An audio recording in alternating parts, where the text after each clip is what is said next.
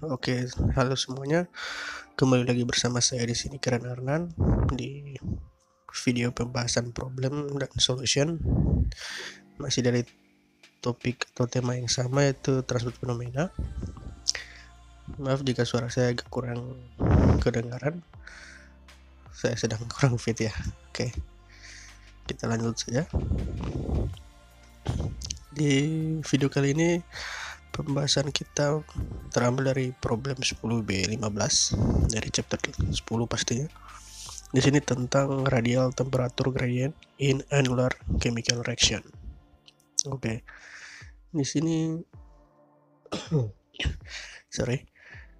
Di sini soalnya tentang gradien suhu radial dalam reaktor kimia berbentuk cincin. Oke. Di sini sebuah reaksi katalik sedang dijalankan pada tekanan konstan di tempat tidur yang dikemas antara dinding silinder koaksial di sini ya, dengan jari-jari dalam R0 dan jari-jari luar R1. Oke. Konfigurasi seperti ini terjadi ketika suhu diukur dengan thermowell terpusat dan sebagai tambahan berguna untuk mengontrol gradien suhu. Jika anulus tipis digunakan, seluruh dinding bagian dalam berada pada suhu yang seragam atau T0 ya. Dan it can be assumed itu dapat kita asumsikan ya.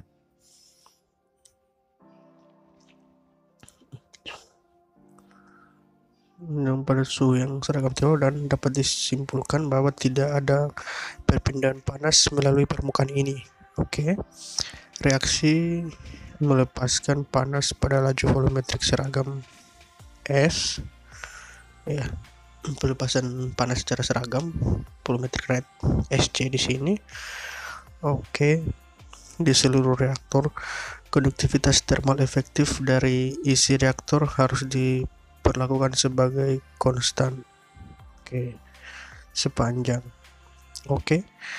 Untuk poin A-nya di sini dengan neraca energi kulit, turunkan persamaan diferensial orde kedua yang menggambarkan profil suhu dengan asumsi bahwa gradien suhu dalam arah aksial dapat diabaikan. Kondisi batas apa yang harus digunakan? Oke. Diminta untuk membuat persamaan diferensial orde 2 yang menggambarkan profil suhu dan kondisi batas apa yang harus digunakan. Untuk poin B-nya, tulis ulang persamaan diferensial dan kondisi batas dalam bentuk tak berdimensi. Koordinat radial dan suhu tak berdimensi didefinisikan sebagai persamaan berikut. Oke. Dan diminta untuk jelaskan mengapa ini adalah pilihan logis. Oke. Poin C, kita integrasikan persamaan diferensial tak berdimensi untuk mendapatkan profil temperatur radial. Untuk masalah aliran kental, apakah masalah konduksi ini dianalogikan? Dan poin D, kembangkan ekspresi untuk suhu di dinding luar dan untuk rata-rata volumetrik suhu unggulan katalis. Sedangkan untuk poin E-nya diminta untuk hitung suhu dinding ya. Hitung suhu dinding luar ketika pada keadaan tertentu. Ketika R0-nya diketahui, R1 koefisiensinya serta T0 dan SC-nya udah diketahui ya. Oke. Kita skip ke F dulu. Di sini bagaimana jika hasil pada E terpengaruh jika jari-jari dalam dan luar digandakan. Oke. Di sini sudah ada answer buat E ya, bisa dilihat di sini di layar. Ada 888 Fahrenheit. Oke. Kita coba di sini seperti biasa sudah saya selesaikan, akan coba saya jelaskan satu-satu. Dan untuk poin E nanti mungkin akan kita hitung sendiri.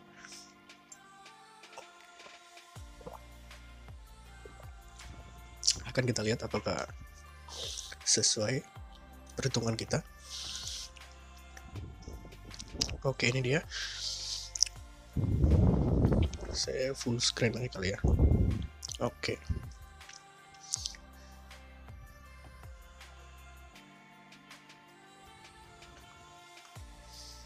Oke, di sini kita misalkan sebuah kulit silinder dengan ketebalan delta R ya, dan panjang L dapat dibuat sebuah kesetimbangan energi di atas kulit ini ya, dengan kita memparalelkan derivasi atau derivation dalam persamaan 10.2/2 dari buku Introductory to Phenomena sampai 10.2.2/6 ya, untuk menggantikan sumber panas listrik dengan sumber panas kimia atau SC ini.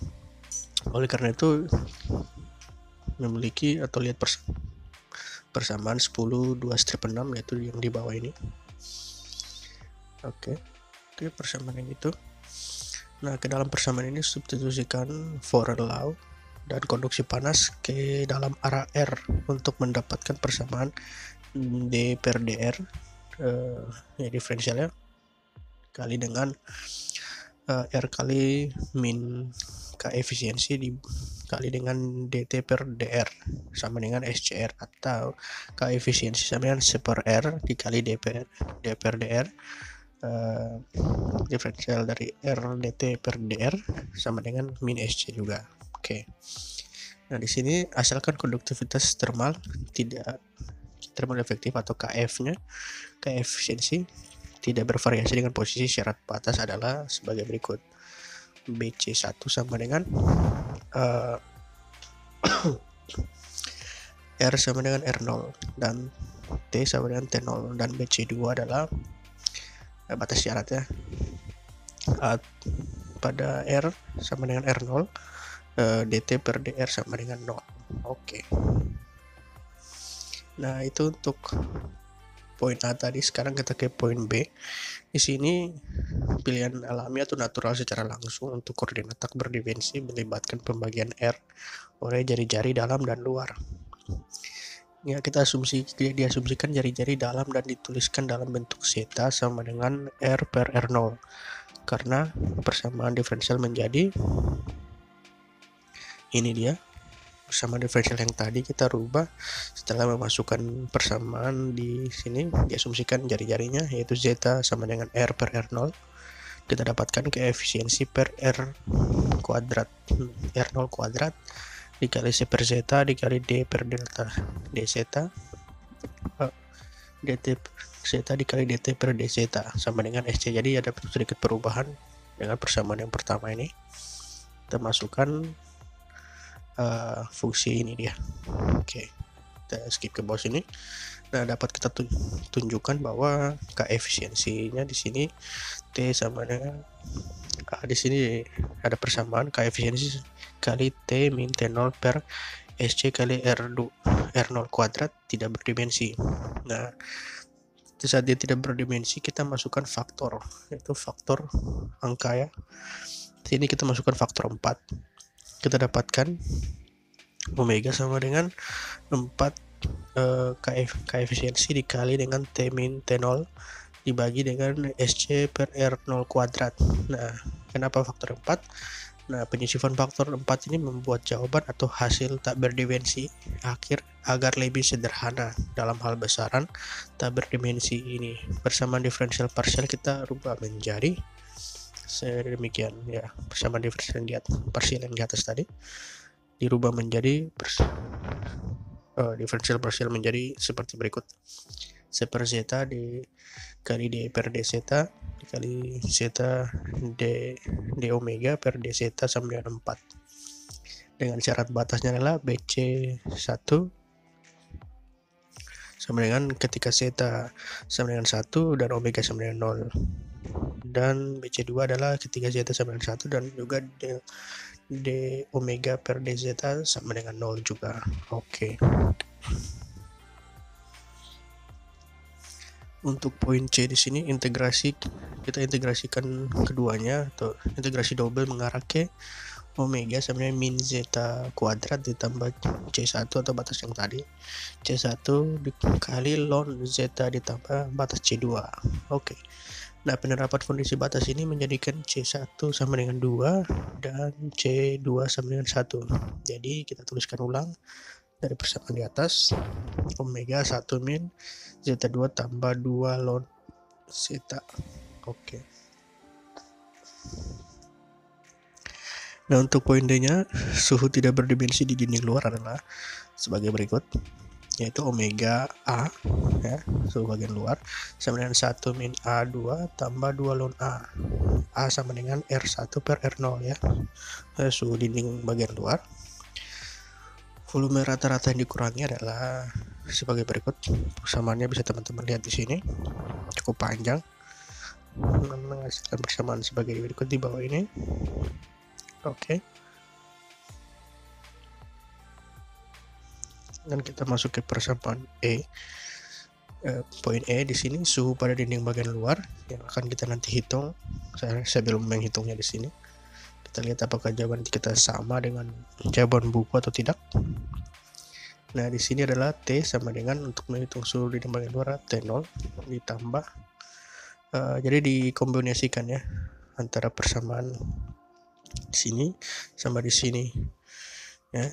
Bisa lihat tadi ada ln-nya, ya. Ya, ini dia. Oke, kita dapatkan persamaan T0 tambah SC R0 kuadrat per 4 kali K efektif dikali 1 min A kuadrat ditambah 2 ln A. Oke, di sini diketahui T0 sama dengan 900 Fahrenheit, SC-nya 4800 kalori per Hour cm3, R0-nya adalah 0,45 inci, R1 adalah 0,50 inci, dan K efisiensinya sama dengan 0,3 BTU per hour feet derajat Fahrenheit.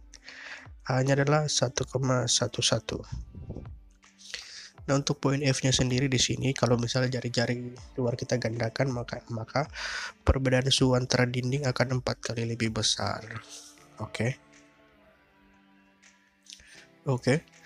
Di sini saya close dulu.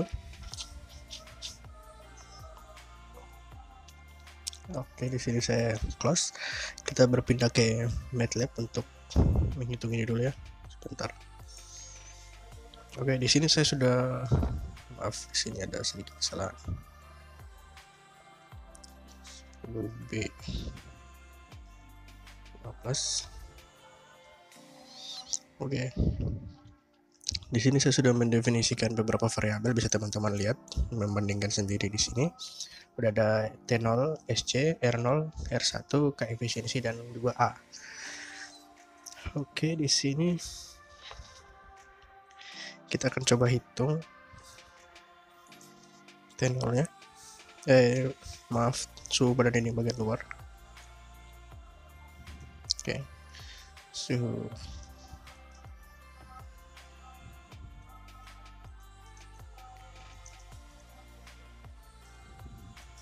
Oke, kita dapatkan di sini T sama dengan,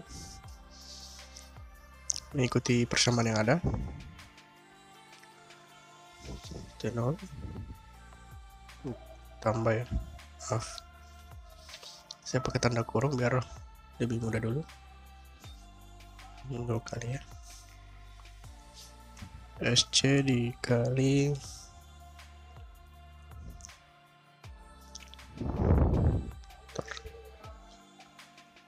R0 dipangkatkan 2.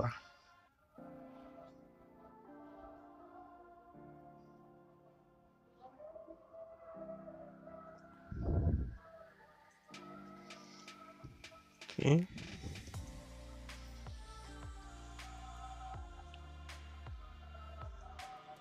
Dikali K efisiensi.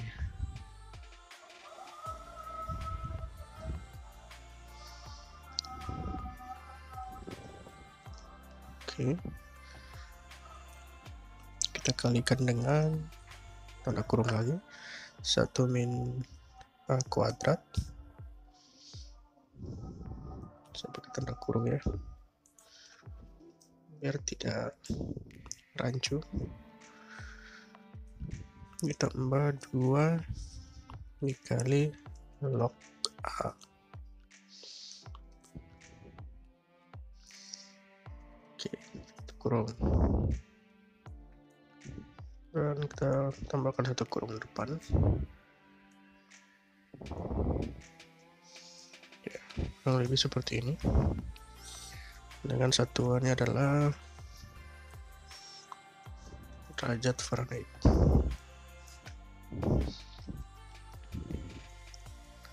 Oke, teman-teman bisa lihat di samping. Kita coba run. Kalau kita menemukan hasil yang tepat, berarti tidak ada error. Ya, coba kita lihat. Di sini adalah 881. Apakah kita benar? Kita lihat. Ya, di sini 888 ya. Sedikit lebih jauh. Coba kita perhatikan ulang lagi. Mungkin ada yang salah. Oh iya. Saya mohon maaf di sini karena kita balik dulu ke slide 6. Perlu diperhatikan ya teman-teman. Di sini untuk SC-nya menggunakan bukan inci ya, tapi sentimeter. Untuk itu kita ada faktor konversi ya. Faktor konversi dari inci ya, inci atau feet itu ke senti, jadi dikali 12. Oke. Ya, jadi untuk di itu ada di kali dulu ya dengan 12. Saya masukin dulu 0,45 kita kali dengan 12 ya, dan juga untuk ini dia kita kali dengan 12. Oke, itu untuk faktor konversinya.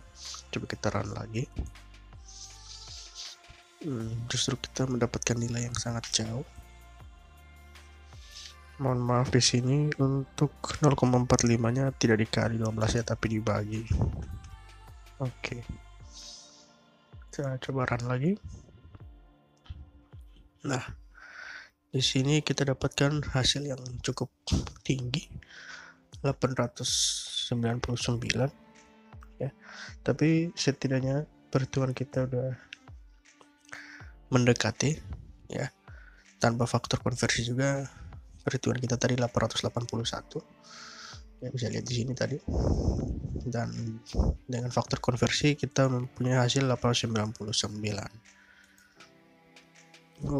Oke, kurang lebih seperti itu. Teman-teman bisa mencobanya sendiri di rumah. Mohon maaf.